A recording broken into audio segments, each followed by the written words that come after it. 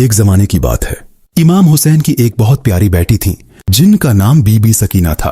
وہ اپنے بابا سے بہت محبت کرتی تھیں اور امام حسین بھی اپنی ننھی بیٹی سے بے حد محبت کرتے تھے۔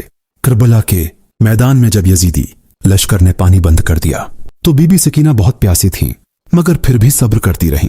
وہ اپنے بابا سے کہتی تھیں، بابا مجھے پیاس لگی ہے۔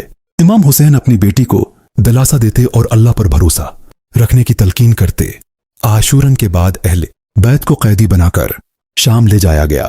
قید کے دوران ایک رات بی بی سکینہ نے خواب میں اپنے بابا امام حسین کو دیکھا۔ وہ جاگ کر رونے لگیں اور کہنے لگیں، مجھے میرے بابا کے پاس لے چلیں۔